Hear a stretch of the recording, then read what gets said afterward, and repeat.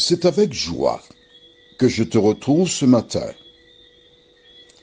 Et nous verrons un thème, la semence diabolique. Juste avant, prions. Seigneur, ô notre Dieu, Saint-Esprit, nous venons vers toi. Viens à notre secours. Réveille tes enfants, car nous n'avons pas à lutter contre la chair et le sang, mais contre les esprits méchants en haut lieu. Papa, Saint-Esprit, nous continuons de compter sur toi. Au nom de Jésus, Amen. Tu as vu la petite vidéo où deux garçons, ils n'ont pas 10 ans, hein, deux petits garçons qui passent à la pratique de l'enseignement théorique qu'ils reçoivent ou à l'école. Dans le passé, nous pensions que l'école était un lieu où on était en sécurité, les enfants pouvaient grandir, connaître des choses, avancer dans la vie. Mais là, nous découvrons que ce n'est pas le cas. Enfant, j'ai eu des copains, on jouait au foot ensemble. On s'organisait. Le mercredi, j'achetais le Black Le Rock. L'autre achetait la Kim, Ranger, etc. Zambla. Et quand j'avais terminé de lire mon Black Le Rock, je passais à Christian, qui me donnait le Ranger. Et on prêtait à celui qui avait. Mais à certains malins, tu sais ce qu'il faisait. Alors je prête par exemple à Christian le Black, il me donne la Kim, et lorsqu'il a fini de lire mon Black, il va le passer à quelqu'un d'autre. Et quand je vais voir la personne, ah non, je ne peux pas te prêter, j'ai déjà lu ça. Tu sais, les coquins ont toujours existé. On se faisait des farces. Mais à aucun moment nous étions initiés dans l'homosexualité. Aujourd'hui,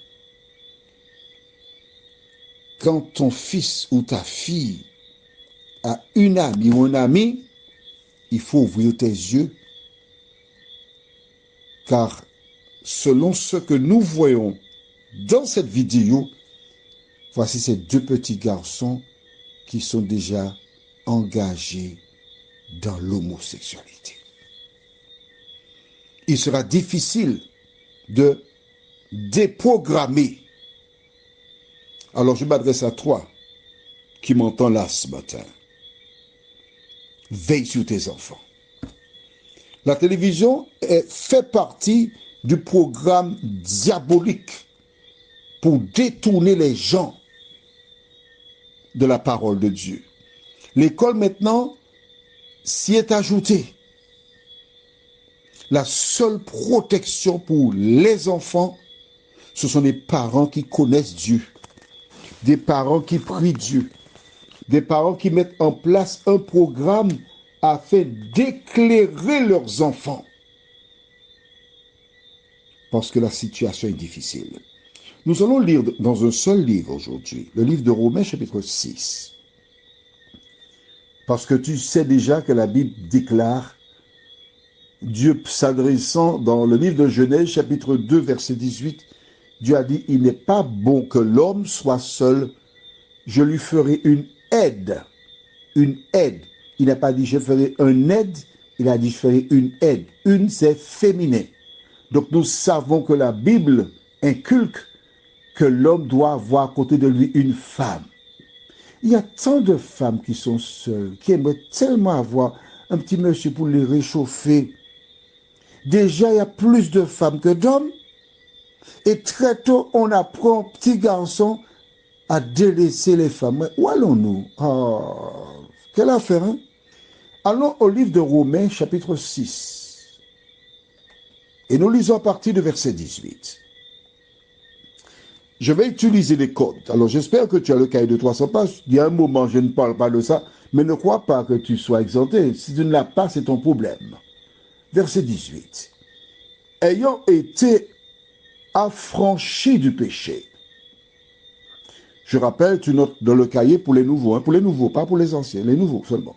1 Jean 3, verset 4 déclare, quiconque pêche transgresse la loi et le péché est la transgression de la loi.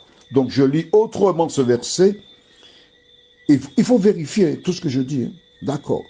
Ayant été affranchi de la transgression de la loi, c'est-à-dire que à partir du moment où j'ai accepté Jésus, je ne pêche plus. Tu vas trouver ça dans Jean chapitre 8, oui, verset 1 jusqu'au verset 8. C'est une histoire intéressante, une histoire. Un récit où une femme qui avait été surprise en flagrant délit d'adultère et les hommes vinrent avec leurs pierres pour la lapider. Et là, se trouvant devant Jésus, le Sauveur du monde déclara que celui d'entre vous qui est sans péché ou encore sans transgression de la loi, lui jette la première pierre. Et en tenu ces propos, toutes ces personnes qui étaient là partirent.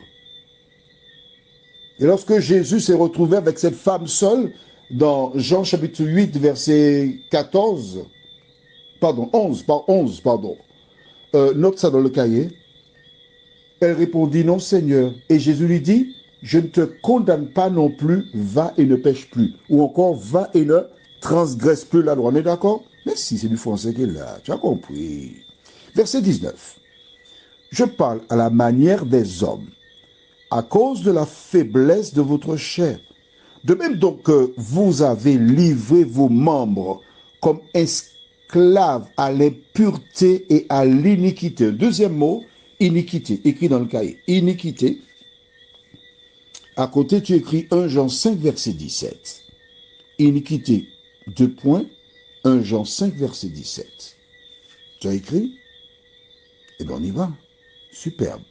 1 Jean 5, 17 déclare, toute iniquité est un péché. C'est ça la définition du mot iniquité. Qu'est-ce que le péché? 1 Jean 3, verset 4, quiconque pêche transgresse la loi. Avant de rencontrer Jésus, vous avez livré vos membres comme esclaves, verset 19 la fin, comme esclaves à l'impureté et à la transgression de la loi, pour arriver à la transgression de la loi. Ainsi, maintenant, c'est-à-dire que maintenant que tu as accepté Jésus pour sauveur personnel, livrez vos membres comme esclaves à la justice pour arriver à la sainteté, pour arriver à l'image de Dieu qui a dit « Je suis saint et vous serez saints ». Verset 20. Car lorsque vous étiez esclaves du péché, ou encore esclaves parce que vous transgressiez la loi, vous étiez libres à l'égard de la justice. Quels fruits portiez-vous alors? Des fruits dont vous rougissez aujourd'hui. Car la fin de ces choses, c'est la mort. Et qu'est-ce qui donne la mort? Tu vas le découvrir dans un instant. Mais maintenant, étant affranchis du péché et devenus esclaves de Dieu, vous avez pour fruit la sainteté et pour fin la vie éternelle. Qui obtiendra la vie éternelle? Celui qui croira en Jésus. C'est le début. Certaines personnes s'arrêtent sur ce verset qui dit « Crois au Seigneur Jésus, tu seras sauvé ». Ce n'est pas tout à fait ça. Il te faut croire au Seigneur Jésus. Pourquoi? Parce que tu l'aimes. Une fois que tu aimes Jésus, tu es pour Jésus. D'accord? Et 2 Corinthiens 5, verset 17 déclare, si quelqu'un est en Christ, il est une nouvelle créature. les choses anciennes sont passées, voici toutes choses sont devenues nouvelles. Les choses anciennes, c'est quoi? Par exemple, tu aimais participer à des parties à plusieurs la nuit. Tu sais comment on appelle ça? Tu aimais sortir, aller en boîte pour te faire visiter. Tu aimais tromper, mentir, raconter des histoires. Mais lorsque tu as rencontré Jésus, tu ne peux pas faire ces choses encore. Parce que tu vis à l'image de Jésus. Pourquoi? Verset 23. Car le salaire du péché, ou encore le salaire de la transgression de la loi, c'est la mort. Mais le don gratuit de Dieu, c'est la vie éternelle en Jésus-Christ. Alors écoute-moi bien. Si tu pêches, un exemple plus simple, tu travailles dans une entreprise. À la fin du mois, tu reçois un salaire. Pourquoi? Parce que tu as travaillé. Tu transgresses la loi de Dieu, tu vas mourir. Car le salaire du péché ou de la transition de la loi, c'est la mort. Mais le don gratuit de Dieu, c'est la vie éternelle en Jésus-Christ. Comment est-on sauvé? En reconnaissant que la vie antérieure ne donne pas gloire à Dieu. Quand tu t'habillais, tes vêtements moulants montraient ton corps, excitant des hommes qui pouvaient même tomber sur d'autres personnes tant leurs yeux étaient rivés sur toi. On admirait la gloire de ton corps. Aujourd'hui, tu dois être vêtu de telle sorte que lorsqu'on te voit, on puisse tourner les regards vers l'Éternel et rendre gloire à Dieu. L'ennemi est conscient qu'il faut empoisonner dès l'enfance les individus.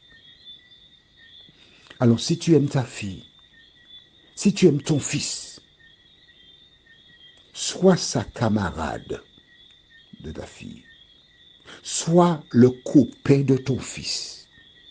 Ne laisse pas ton fils avec d'autres garçons là, on va l'initier. Prions. Seigneur, l'heure est grave. Merci d'ouvrir les yeux des parents. Merci qu'ils soient attentifs afin que leurs enfants grandissent à la lumière de la parole, de la Bible. Et que demain, ils aient la joie d'avoir des petits-enfants dans leurs bras. Seigneur, c'est difficile, c'est grave. Mais nous sommes heureux, car avec toi, nous remporterons la victoire. Merci encore, Seigneur. Nous t'avons prié au nom de Jésus pour ta gloire éternelle. Amen. Maman, je m'adresse aux femmes, oui. Tu diras que j'aime les femmes, c'est pas grave. Maman, tu as souffert. Pendant 9 mois, tu as porté un enfant. Et quand tu as accouché, c'était un martyr. Ne me dis pas qu'après toutes ces souffrances, que tu puisses lâcher la bride et laisser ton fils à la merci des agents de Satan pour faire de lui un, j'ai failli dire le mot local, mais enfin, j'ai tenu ma langue. Je te souhaite une bonne journée.